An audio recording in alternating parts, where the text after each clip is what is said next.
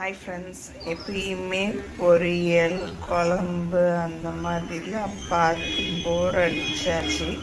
இன்றைக்கி வந்து பார்த்திங்கன்னா நம்ம குழந்தைங்களுக்கு பிடிச்ச ஐட்டம் தான் பார்க்க போகிறோம். மெயினாக பார்த்திங்கன்னா குழந்தைங்களுக்கு இந்த சப்பாத்தி ரோல், சப்பாத்தி ஸ்டஃப்டு, அப்புறமேட்டு ப்ரெட்டில் ஏதாவது ஸ்டஃப் பண்ணி கொடுக்கறது, இல்லை வந்து இந்த போண்டா மாதிரி ஏதாவது உள்ள ஸ்டஃப் பண்ணுறது, சுமாசா மாதிரி போடுறது, அந்த மாதிரி ஸ்டஃபிங் ஐட்டம் எல்லாமே ரொம்ப பிடிக்கும்.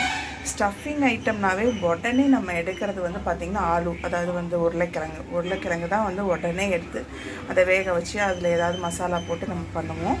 அதில் கொஞ்சம் வித்தியாசமாக இருக்கட்டுமே, குடமிளகா வந்து ரொம்ப ஹெல்தி, அதாவது வந்துட்டு நிறையா வந்துட்டு அதில் சத்துக்கள் அதிகமாக இருக்கிறதுனால குடமிளகாவும் குழந்தைங்களுக்கு சேரணும் அப்படிங்கிறதுக்காக குடமிளகா வச்சு ஒரு ஸ்டஃபிங் ஐட்டம் தான் இன்றைக்கி பார்க்க போகிறோம்.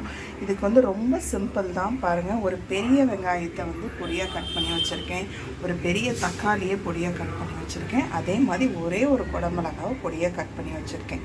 அவ்வளோதான். இதை ஜஸ்ட்டு நம்ம வந்து ரொம்ப வணக்காமல் லைட்டாக அந்த பச்சை வாசம் போகிற அளவுக்கு வணக்கணும். நம்மளுக்கு தேவைப்பட்டால் காரத்துக்கு மிளகாத்தூள் போட்டுக்கலாம்.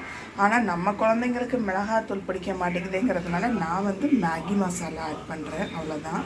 இந்த மேகி மசாலா சின்ன பாக்கெட் வந்து விற்கிது, அதில் ஒரு பாக்கெட் இதில் வந்து போட்டு ஆட் பண்ண போகிறேன்.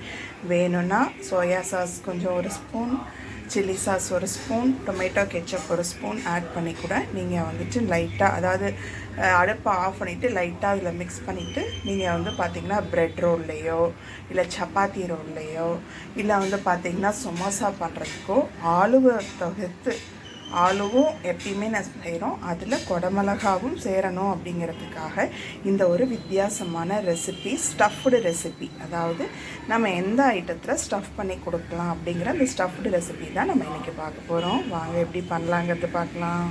அடுப்பில் பேன் வச்சாச்சு, லைட்டாக எண்ணெய் ஊற்றியாச்சு. ஃபஸ்ட்டு ஆனியன் ஆட் பண்ணிக்கலாம். ஆனியனை ஃப்ரை பண்ணி விடுங்க, ரொம்ப கருக வேண்டாம், லைட்டாக பச்சை வாசம் பண்ணால் போதும். பாருங்கள், இந்த மாதிரி வந்து அதுக்கப்புறம் டொமேட்டோ ஆட் பண்ணிக்கோங்க. அந்த மிக்ஸ் பண்ணி விடுங்க. பாருங்கள், இந்த ஸ்டேஜில் நம்ம குடம்பெல்லாம் ஆட் பண்ணிக்கலாம். எல்லாம் மிக்ஸ் பண்ணி விடுங்க.